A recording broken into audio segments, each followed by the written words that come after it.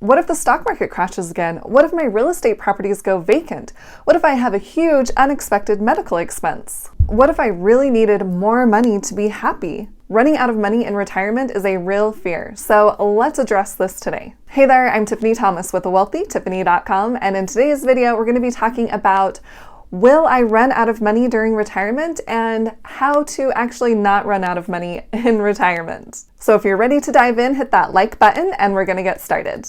Half of Americans think that they will run out of money in retirement. So you are not alone if you have a fear that your money is going to run out during your retirement years. And especially for those that are retiring early, that are part of this FIRE community, Financial Independence Retire Early. They have a lot more years to be in retirement than your traditional retiree. So this was actually one of my concerns, and that's why I wanted to talk about it today. So if you haven't figured out your retirement number, your financial freedom number, I'll give you a quick way to determine how much you're going to need to retire.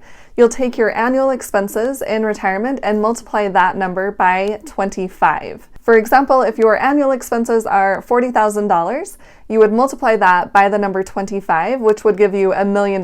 That's the amount you would need to have invested in order to retire. So if you want more details about how I came up with that number and why we multiply it by 25, then click the link below in the description to my other video, how much money you'll need to retire. All right, once you have that number figured out, then you're probably wondering, okay, is this accurate? Is this really going to work? Or am I going to run out of money during retirement? So there are 4 main points that I'm going to cover today that will help ensure you to not run out of money in your retirement years. Point number 1 is to reevaluate every year where you are with your money, with your retirement amount. If you do this each year, then you'll be aware of how much you are actually spending and how much is in your investment accounts. And you can start to plan accordingly. For example, if you have more than you thought you would in your investment account, then you could take an extra vacation that year. Or if you have a little bit less than what you were expecting, maybe the stock market took a dip one year, then you know you can cut back a little bit on your expenses for that year. So it's important to evaluate where you are each year and then adjust accordingly. So be a little bit flexible. And, maybe don't take that trip to Tahiti this year. Take it the next year. And make sure you're prepared for the worst case scenario. Because if you're planning for the best case scenario, that's most likely not going to happen every time. But if you've planned for the worst case scenario and it doesn't happen, then you'll have extra money to ensure that you will still have money in your retirement years. All right, the second point is to optimize your portfolio. And this just means the amount you have allocated in stocks versus bonds, since most people will be investing in the stock market. And you want to set up your portfolio so it works for you. It's your money, you're the one that's going to be in charge of it. And if you are going to be scared when the stock market takes a dip and you're going to pull out all of your money, then you don't want to have all of your money invested in stocks. You want to have some invested in bonds. So make sure you're optimizing your portfolio and make sure that you have enough in savings in an emergency fund in case something does go wrong, but you don't want to have too much in your emergency fund. You want to make sure that you are investing as much money as you can so that you can continue to make a good return on your investments. And for me personally, I know that I used to have a lot of money in my savings account. I was afraid to put it in the stock market. And over time, as I started to understand the stock market more and feel more comfortable investing, I put more and more of my money into the stock market.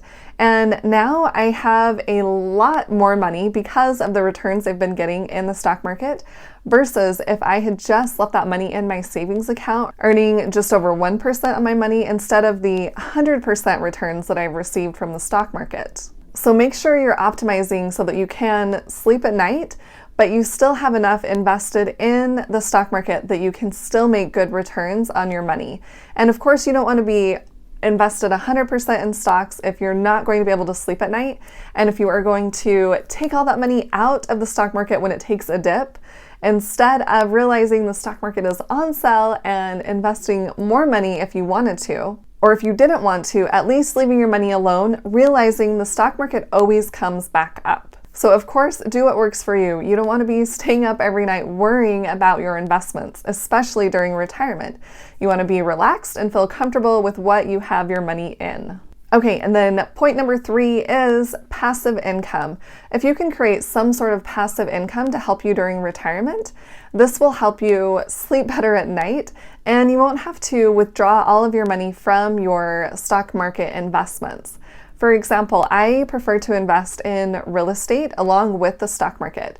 So I have passive income coming in every month from my rental properties.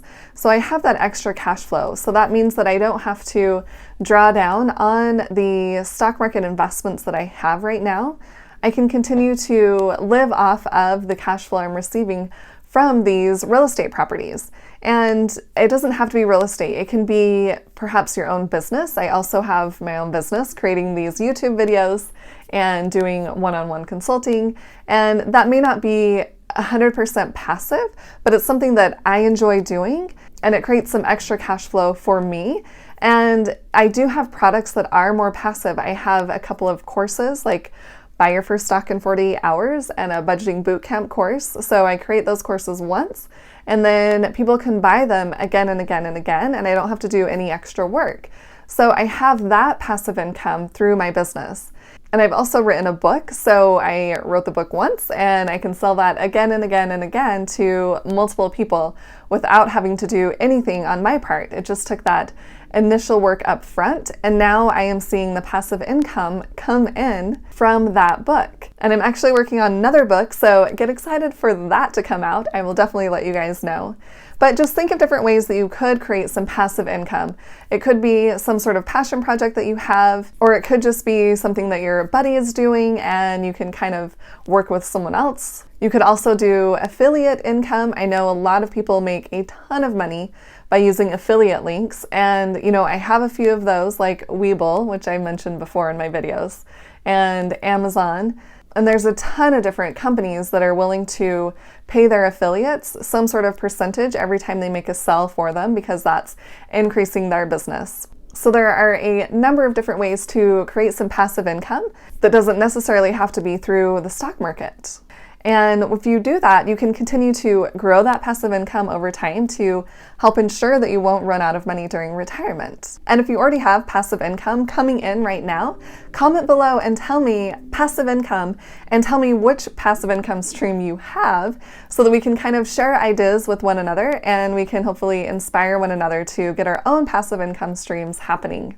And then the last point that I want to cover, point number 4, is do not spend the principal that you have invested. If you never touch the principal, you will never run out of money. It's that simple. So this one really ensures that you are not going to run out of money while you're in retirement. Plus, if you are never touching that principal, that means that you will leave money to your heirs.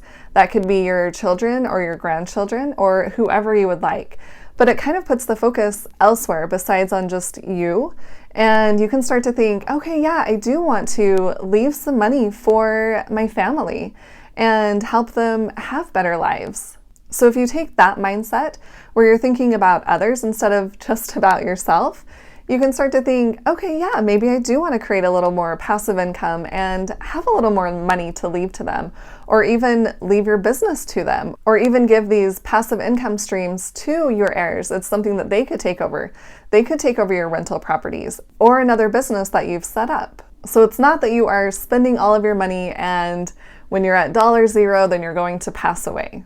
It's more about leaving that principal in there, leaving that principal invested, and spending the extra that you're making, whatever you're earning in interest, spending that amount and not touching the principal. And that will ensure that you will not run out of money during retirement. So pretty simple. So while we might be worried about running out of money during retirement because of course there's going to be another stock market crash, or the real estate market will crash, or there will be some type of pandemic, but we can apply these 4 different points and realize that we can ensure that we will be able to retire and not run out of money during our retirement years. So if you found this video helpful, please hit that like button and share it with someone else who would like to hear this information.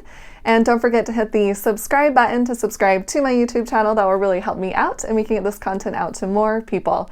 And don't forget to hit the little bell to get notified on when I post new videos. And as a side note, if you are interested in getting 2 free stocks, Webull is running a promotion. If you open a free account and deposit at least $100, you will get 2 free stocks. So I will leave my referral link below in the description and you can click on that to get your 2 free stocks. Thanks so much for watching. I'll see you in the next video.